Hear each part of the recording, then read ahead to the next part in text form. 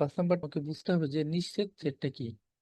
নিঃছেদ set হচ্ছে এমন set যে এখানে যে দুইটা সেট দেওয়া আছে, এই দুইটা সেটের মাঝে যদি কোনো কমন উপাদান না থাকে তবে তখন এরা পরস্পর নিঃছেদ সেট হবে। অর্থাৎ এটা হচ্ছে ইন্টারসেকশন বি ইকুয়াল যদি ফাঁকা সেট হয়, অর্থাৎ কোনো কমন উপাদান যদি না থাকে তাহলে তো অবশ্যই ফাঁকা সেট হবে।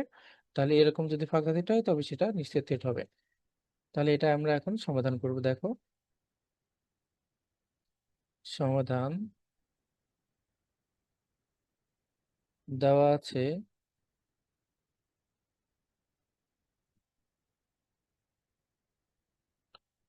এ equal 3 4 5 6, B equal 0 1 2।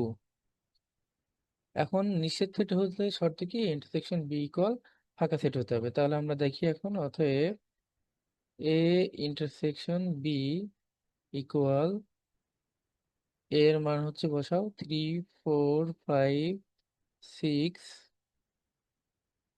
Intersection B এর মান হচ্ছে 0 1 2।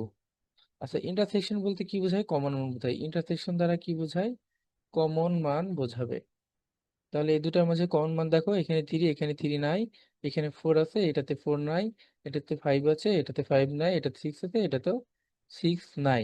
যেহেতু নাই এদের মাঝে কমন উপাদান, অতএব এটা হচ্ছে ফাঁকা সেট। দেখো, যেহেতু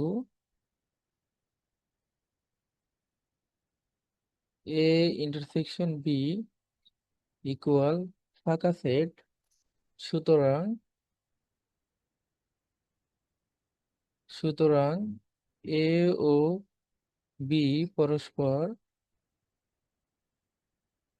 নিঃছেদ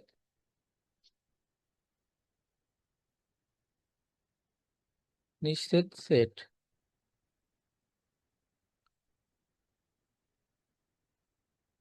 6 নম্বরটা দেখো, ওটা যে 0.3 পৌনঃপুনিককে 0.22 পৌনঃপুনিক দ্বারা ভাগ করো।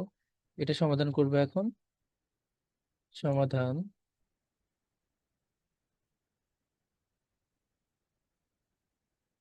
0.3 পৌনঃপুনিক ভাগ 0.22 এর উপর পৌনঃপুনিক, এটা ভাগ করতে হবে।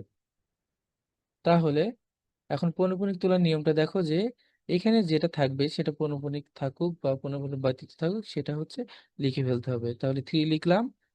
এবার নিচে হচ্ছে যতগুলো সংখ্যার উপর পৌনঃপুনিক থাকবে নিচে ঠিক ততগুলো 9 বসবে। একটি সংখ্যার উপর পৌনঃপুনিক আছে, এই জন্য আমরা একটি 9 লিখলাম। ভাগ আছে, ভাগ দিলাম। এবার দেখো উপরে যা আছে সেটা তুমি লিখবা। এবার লেখার পরে তোমার কাজ কি, দেব পৌনঃপুনিক ব্যতীত যদি বামে কোনো অঙ্ক থাকে সেটা বিয়োগ করতে হয়। তাহলে এখানে 2 আছে, 2 বিয়োগ করে দিলাম, ভাগ এখানে। তারপর হচ্ছে যতগুলো উম, সংখ্যার উপর পৌনঃপুনিক থাকবে ঠিক ততগুলো নিচে 9 আসবে। একটির উপরে পৌনঃপুনিক আছে, এই জন্য আমরা একটি 9 নিলাম। এবার পৌনঃপুনিক ব্যতীত দশমিকের ডানে যদি কোনো অঙ্ক থাকে তাহলে ঠিক ততগুলো শূন্য বসে।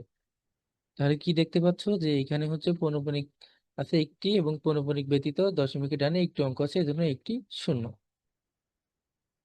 এখন এটা হিসাব করো, এটা 3/9 ভাগ এখান থেকে 20 থেকে দুই বাদ দাও, 22, 22 থেকে 2 বাদ দিলে 20 থাকে, এখানে হচ্ছে 95। এইবার হচ্ছে তুমি যদি ভাগকে গুণ করো তাহলে উল্টিয়ে যাবে, 90 আর নিচে হচ্ছে 20। এই একটা শূন্য একটা শূন্য কেটে দাও, এই 9 9 9 অক্ষে 9, তাহলে থাকে উপরে 3 অক্ষে 3 আর নিচে হচ্ছে 2 অক্ষে 2। এটা হচ্ছে অ্যান্সার।